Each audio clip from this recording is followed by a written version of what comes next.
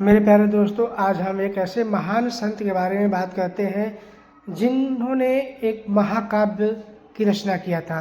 आप सभी लोग उस महाकाव्य से चिरपरिचित अवश्य होंगे। कभी न कभी आपने टीवी पर देखा होगा या आप मॉडर्न ज़माने में यूट्यूब पर भी देखा होगा या कहीं न कहीं रील्स के माध्यम में आप उसको देखते होंगे, आज सुनते होंगे। तो आज बात करते हैं हम लोग महाभारत, जो एक बहुत बड़ा महाकाव्य है। तो महाभारत महाकाव्य की रचना के बारे में बात करेंगे।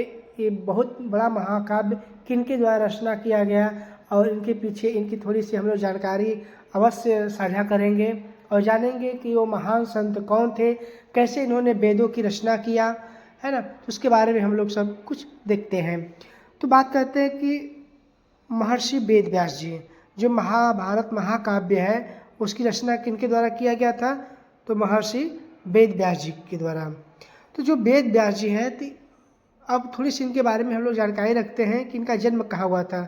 तो कहा जाता है कि यमुना नदी के किनारे कोई एक छोटा सा द्वीप था। द्वीप यानी क्या होता है, चारों तरफ से पानी से घिरा हुआ है लेकिन थोड़ा सा टीला निकला हुआ हो, है ना, कोई ऐसा जगह हो, तो उसको हम लोग क्या कहते हैं, द्वीप कहते हैं। यमुना नदी के किनारे क्या थे, एक छोटे से द्वीप में इनका जन्म हुआ था। और आपको जानकर बहुत ही खुशी होगा कि इनके पिताजी का नाम था श्री पराशर जी।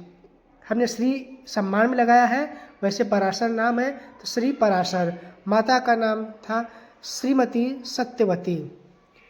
और आपको बता दें कि जैसे श्री कृष्ण भगवान जी का कलर और आप जानते हैं कि श्यामल रंग था उनका, वैसे ही व्यास जी का भी, जो महर्षि वेद व्यास है ना, तो उनका नाम भी क्या था, उसी रंग को देखते हुए उनका नाम भी कृष्ण रखा गया था। हालांकि आप लोग को जानते होंगे कि इनका वेद व्यास ओरिजिनल नाम नहीं था।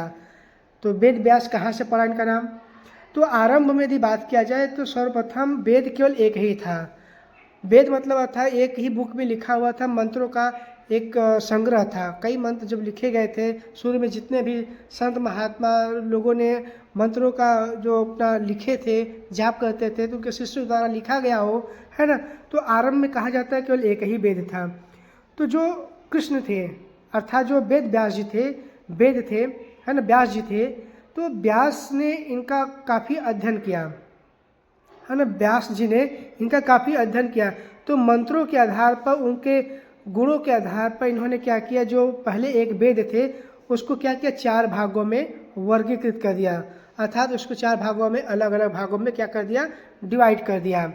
तो इस प्रकार क्या हो गए, ऋग्वेद, यजुर्वेद, सामवेद, अथर्ववेद, ये कितने होंगे, 4 वेद हो गए। तो व्यास जी ने वेदों का क्या किया, एक नया एक स्वरूप पर तैयार कर दिया, एक नया तरीके का एक स्ट्रक्चर दे दिया उन्होंने। पहले एक वेद था, उनसे पढ़कर अध्ययन करके उसको महत्व के अनुसार, उनके गुणों के अनुसार उनको 4 वेद में क्या कर दिया गया, डिवाइड कर दिए, अलग अलग भागों में विभाजित कर दिए। तो कौन से ऋग्वेद, यजुर्वेद, सामवेद, अथर्ववेद, है ना, ये 4 वेद हो गए। तो महर्षि वेद व्यास जी, और इन्हीं वेदों के अध्ययन और इसको वेदों को डिवाइड करने का इनको क्या कहा गया, वेद व्यास। मतलब ओरिजिनल नाम व्यास भी था और कृष्ण भी था।